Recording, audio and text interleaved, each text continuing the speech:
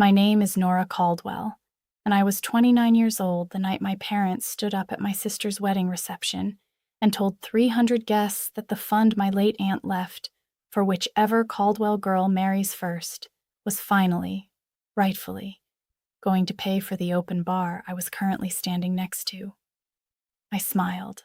I clapped. I didn't say a single word, because 4 months earlier, I had already filed the paperwork that made every cent of that fund mine, permanently, the day I turned 29, and not one person in my family had bothered to read the trust closely enough to know it. Welcome back to Calm Drama Stories, where we tell quiet, true stories about the moments families mistake silence for surrender. If you've ever been the daughter who paid and was still somehow the one who didn't understand sacrifice, this one's for you. Drop a comment and make sure you're subscribed, because you're going to want to see how this lands. But to understand what happened at that reception, you need to go back 9 years. To the summer, my Aunt Marion sat me down on her porch and told me something I didn't understand until it was almost too late to use it. I was 20 the summer Aunt Marion got sick. She wasn't my mother's sister. She was my father's, the kind of aunt who showed up to every birthday with a present that was actually for you, not for whoever happened to be standing closest. She never married, never had kids of her own, and she used to say the Caldwell family treated unmarried women like furniture nobody had gotten around to replacing yet. She said it laughing, but I always heard the edge underneath it. That August, she had me drive her to doctor's appointments because my parents were too busy, which usually meant my sister Devin had a sorority event that needed chaperoning. Marion and I would sit afterward on her porch with sweet tea going warm in the glasses, and she'd ask me questions nobody else in my family asked. Not, when are you getting married? Not, have you lost weight? But things like what I actually wanted, what scared me, whether I felt like myself. One evening in September, she set her glass down and said, "I'm putting some money aside, Nora, for whichever of you girls marries first.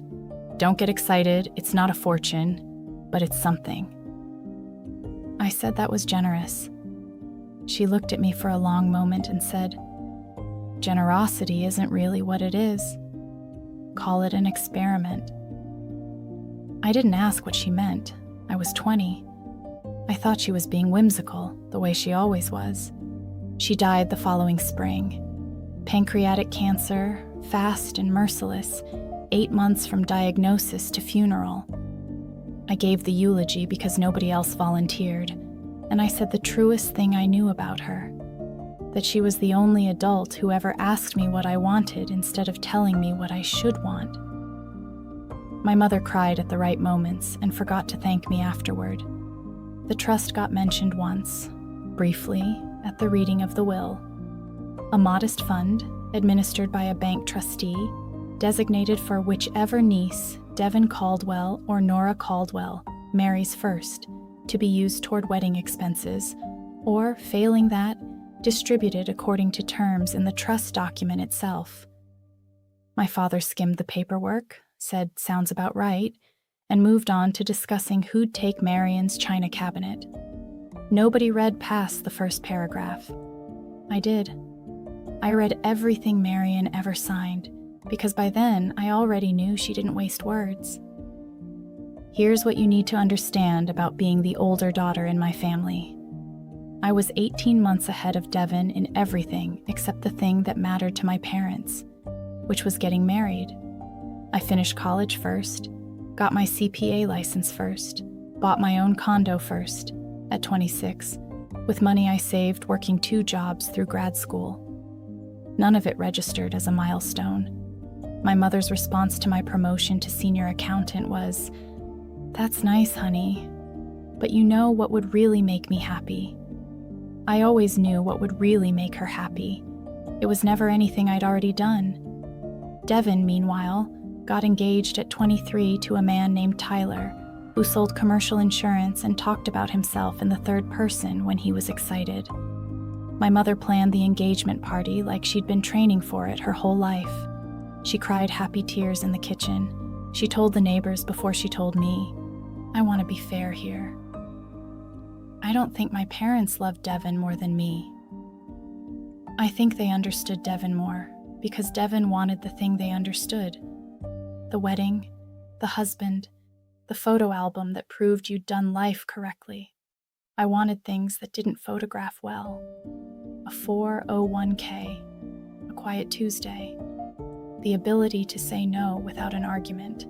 My family didn't have a frame for that kind of wanting, so they filed it under Nora's being difficult and moved on. The wedding planning started 2 years before the actual wedding, which tells you everything about how my family allocates attention. Every Sunday dinner became a Devin's wedding Sunday dinner.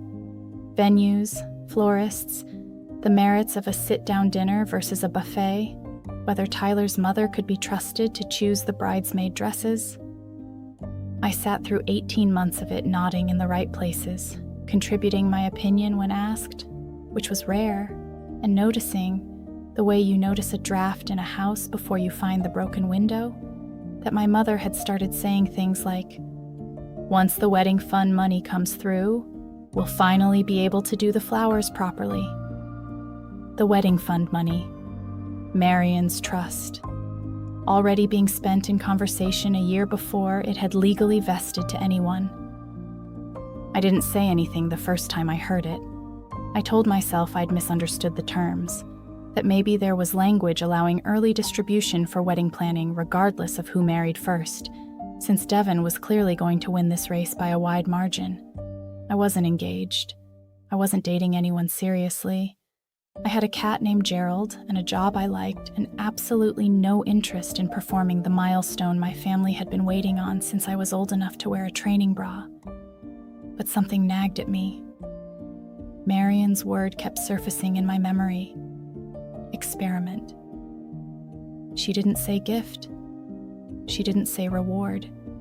She said experiment. The way a scientist talks about something with an outcome they already suspect but haven't proven yet.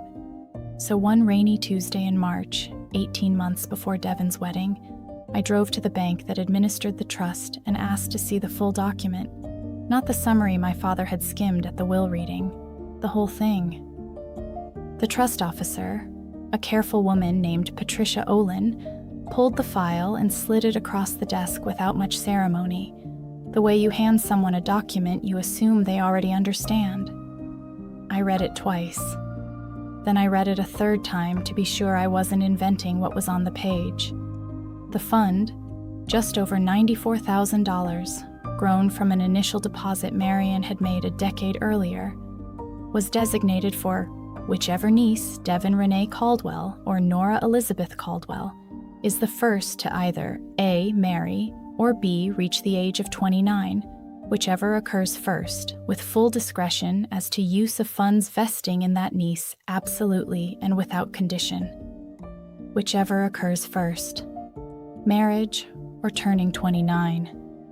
I sat in that small beige office and did the math 3 times because I didn't trust my own arithmetic with something this important. Devin was 26. Her wedding was 18 months out, which would put her at 27 and a half when she married. I was 27 and a half right now, sitting in that chair.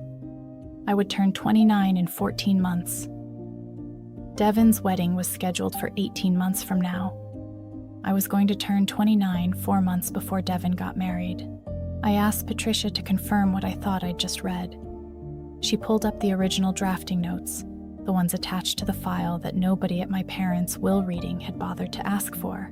And there it was in Marion's own handwritten margin note, photocopied into the permanent record. Nora will outpace the clock. She always does. This isn't really for whoever marries. It's for whoever stops waiting on someone else's timeline to feel finished.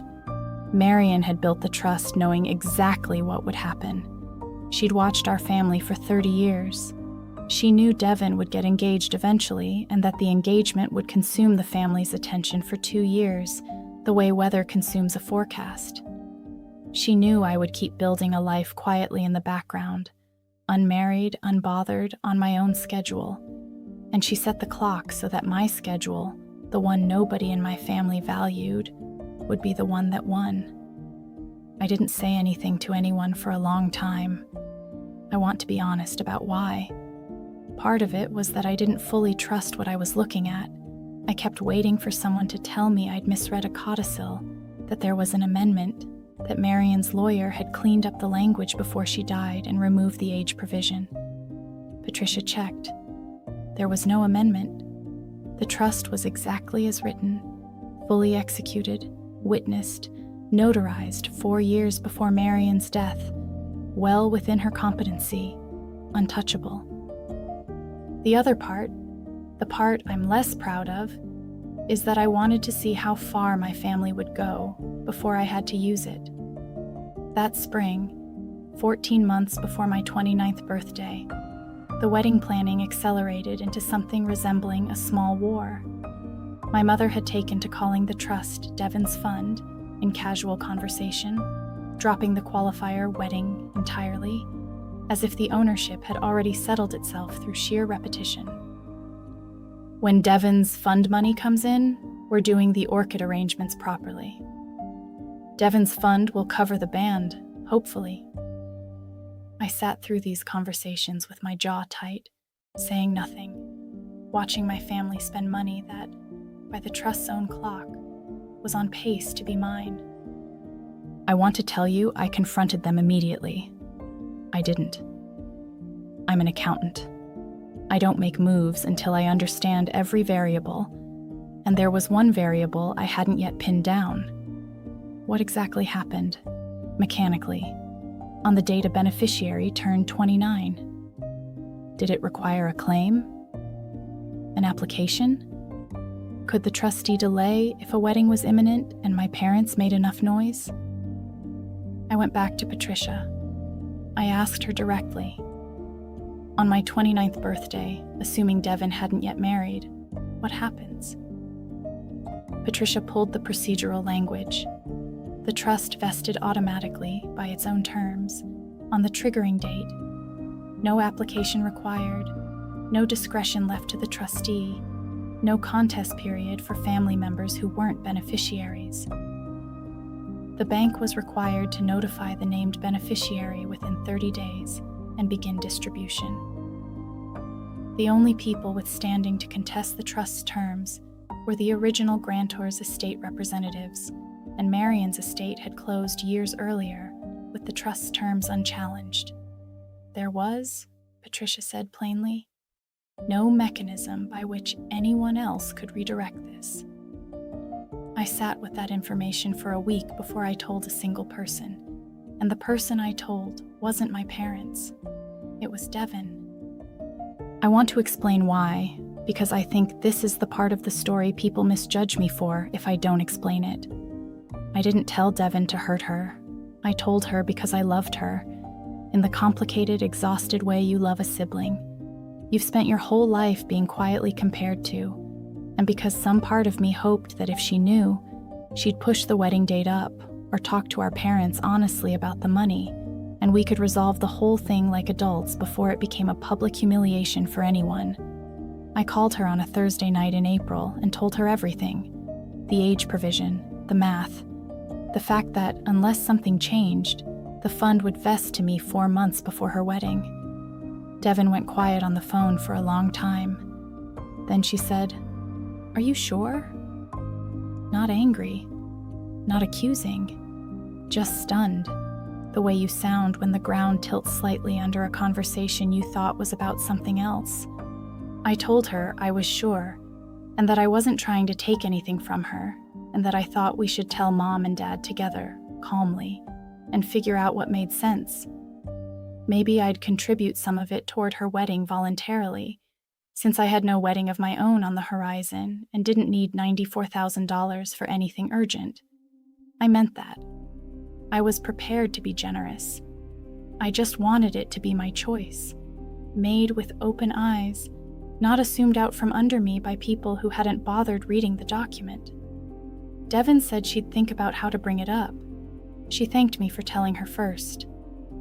For about 2 weeks, I believed that conversation had gone the way I hoped. Then my mother called. Her voice had the particular brightness she uses when she's about to ask for something large while pretending it's small. "Nora, sweetheart, Devin mentioned something about the trust, about ages and dates, and I think there's some confusion, so I wanted to clear it up before it became a whole thing." I asked her what she thought was confused.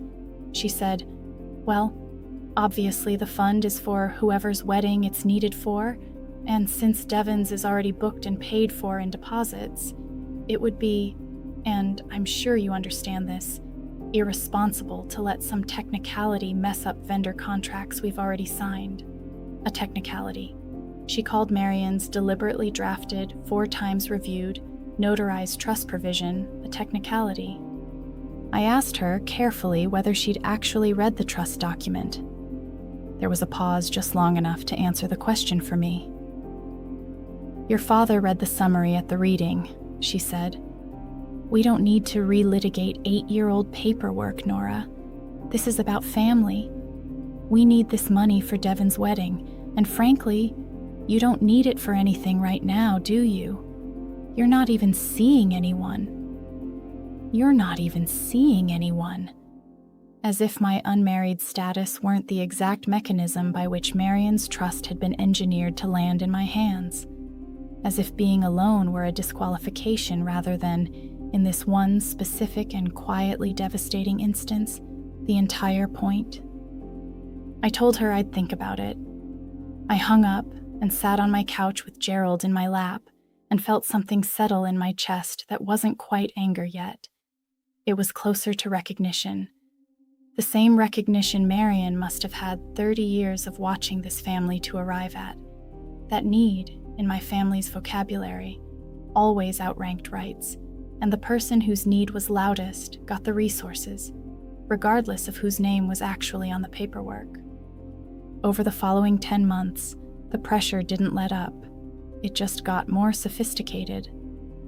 My mother stopped mentioning the trust directly and started having other people mention it for her.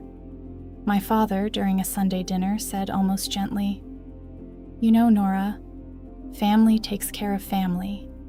Devin spent 18 months planning this wedding. It would mean a lot if you didn't make this complicated." Devin herself grew distant, canceling our usual Sunday phone calls, the warmth from that April conversation curdling into something guarded. I later learned, through her now husband Tyler, that my parents had told Devin I was being weirdly territorial about money, and that she should let the adults handle it. The adults. As if reading a legal document I happened to actually understand made me a child throwing a tantrum rather than the one person in the family who'd done her homework. 6 months before my birthday, 8 months before the wedding, my aunt on my mother's side, Carol, called me out of nowhere. Carol, who I'd spoken to maybe 4 times in my adult life, and delivered what I can only describe as a guilt trip sales pitch. "Your mother's worried sick about this wedding fund situation, Nora.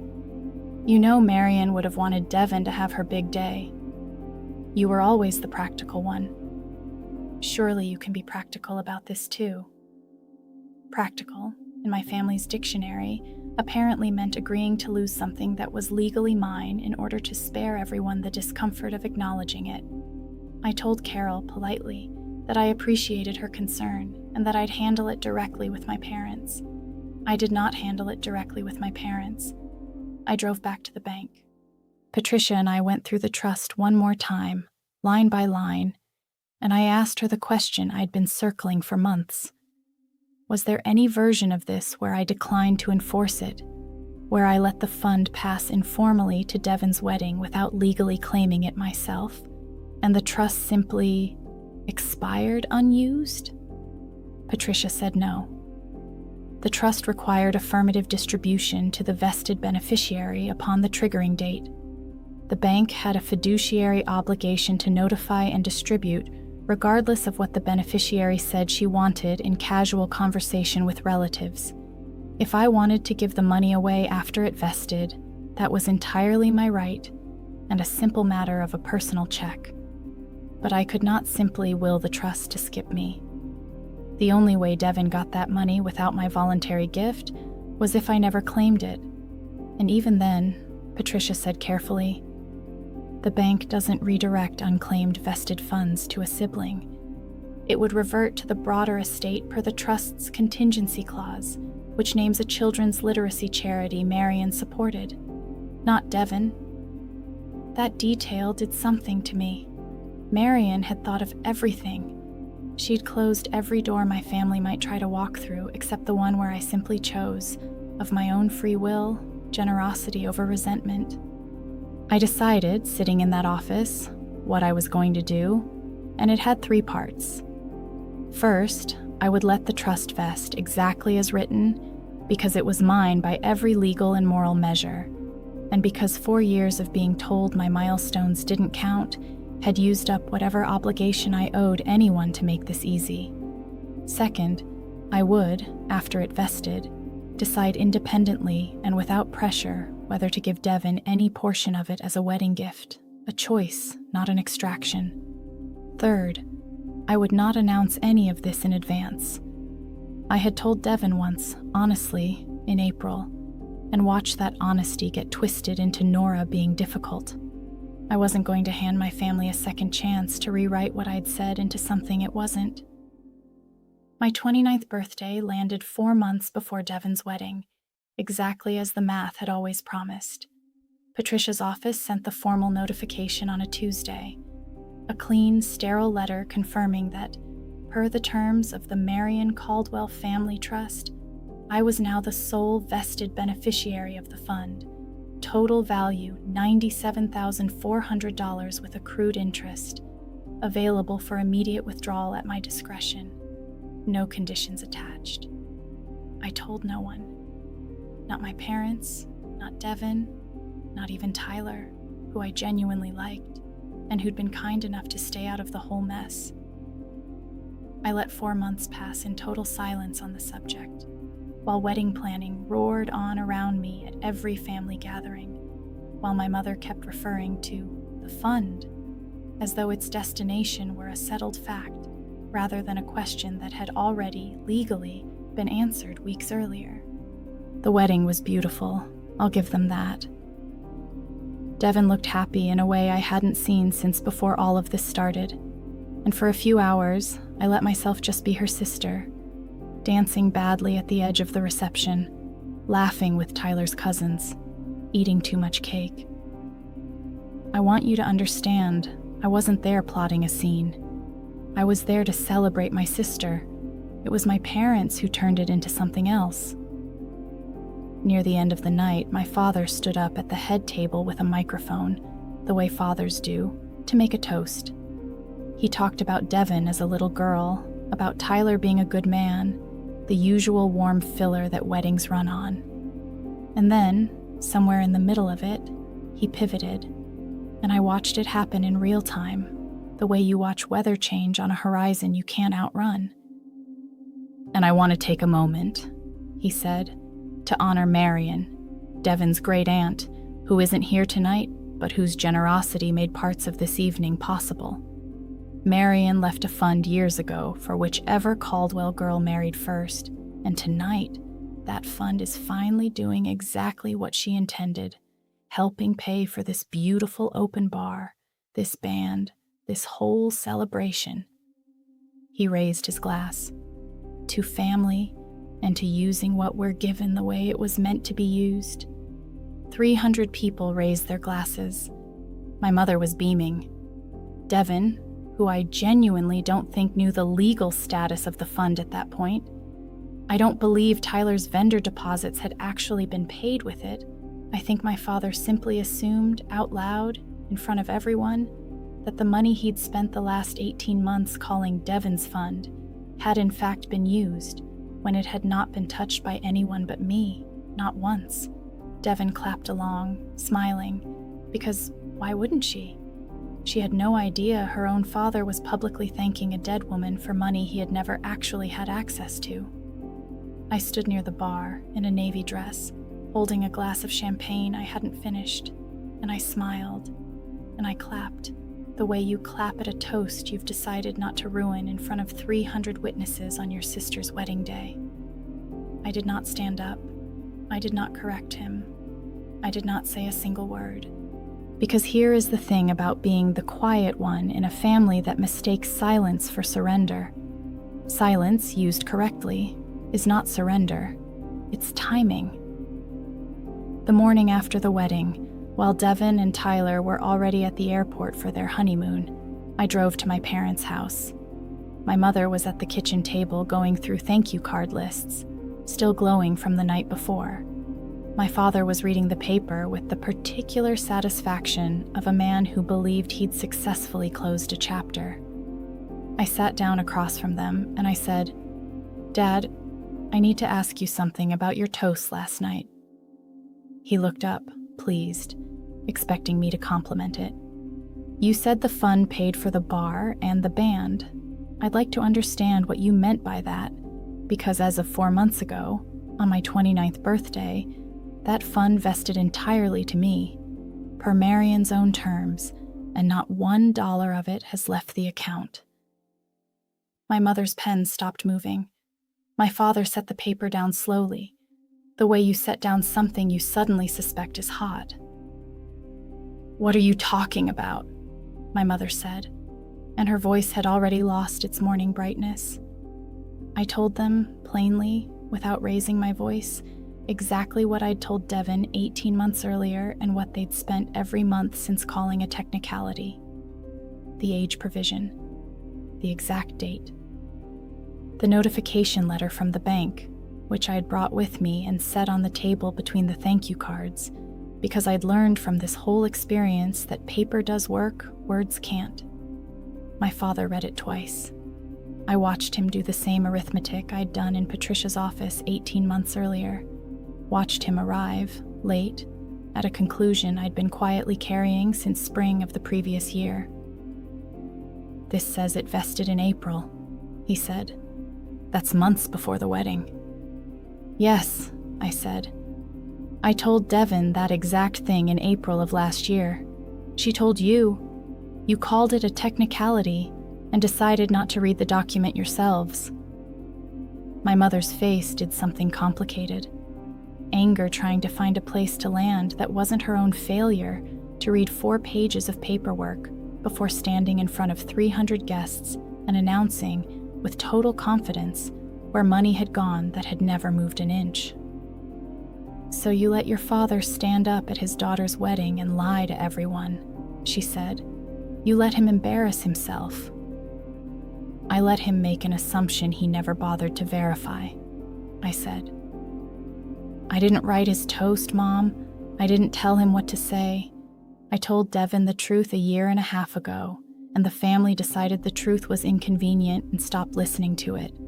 I'm not responsible for what happens when people stop listening to true things because they don't like them."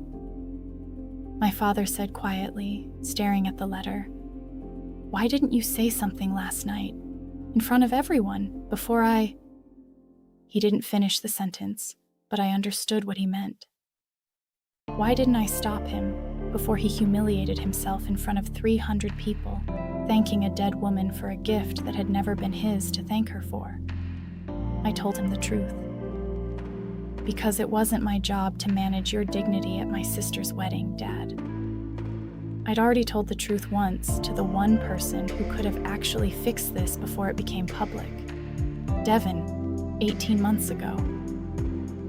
What this family did with that truth after I gave it to you wasn't something I could control from the edge of a dance floor with a microphone in someone else's hand. My mother tried one more angle, the one I'd been bracing for since the bank letter arrived. Marion would be devastated to see this tear the family apart. She'd want you to do the right thing. I almost laughed, because I finally understood, sitting at that table, exactly what Marion's handwritten margin note had meant. This isn't really for whoever marries. It's for whoever stops waiting on someone else's timeline to feel finished. Marion hadn't built a trust to reward marriage. She'd built a trust to reward the version of me that existed independently of my family's approval. The version that read documents, kept her own schedule, and didn't need anyone's permission to be considered finished, complete, worth something. She'd watched this family for 30 years and built the one mechanism that couldn't be talked, guilted, or outvoted out of my hands. I am doing the right thing, I told my mother. I'm telling you the truth, in private, calmly, the day after the wedding, instead of standing up with a microphone and announcing it during the toast. That's the version of this where nobody gets humiliated except the people who already humiliated themselves by not reading 4 pages of paperwork. I want to tell you, I left some grand gift on the table that morning, $97,000 sliding across the kitchen like in the movies. I didn't. I left the bank letter. I told them I needed time to decide what, if anything, I wanted to contribute to Devon's life going forward, and I drove home. I called Devon when she landed from her honeymoon. I told her everything, again, this time with the bank letter, as proof rather than a phone call she could later be talked out of believing. She was quiet for a long moment, and then she said the thing that actually mattered to me, more than any apology from my parents. I'm sorry I let them convince me you were being difficult. I should have read it myself instead of trusting Dad's summary of your summary. I ended up giving Devon $18,000 toward her and Tyler's first house down payment 6 months later as a gift, on my own timeline, with no audience and no toast. Not because anyone pressured me into it, and not because I owed it, but because I loved my sister, and because choosing generosity after you've been nearly stripped of your right to choose at all feels different, cleaner, than generosity extracted from you in front of 300 witnesses at an open bar. My parents and I are still working on what our relationship looks like now. It's quieter than it used to be, less performative, fewer Sunday dinners that are secretly about managing me into agreement. My father apologized, eventually, in his own way, not for the toast itself, but for never once, in 18 months, bothering to read 4 pages that would have spared everyone the moment he stood at a microphone thanking a dead woman for money he never had. I kept the rest of the fund. I used part of it to pay off my condo early. I used another part to finally take the kind of trip Marion always told me I should take alone, somewhere with no itinerary and no one waiting for me to report back on whether it had been worth it. I think about her porch a lot, the warm, sweet tea, the word experiment, and I understand now that she wasn't testing whether I'd marry first. She was testing whether this family would ever learn to read the fine print on a person who didn't perform her worth the way they expected, and whether I'd stand firm long enough to let the answer be true. That's my story. If you've ever been the quiet one in a family that mistook your silence for surrender, I hope you hear this clearly. Silence isn't always giving up. Sometimes it's just waiting for the paperwork to catch up to the truth you already knew. If this story meant something to you, share it with someone who needs to hear it. Drop a comment, hit subscribe, and I'll see you in the next one.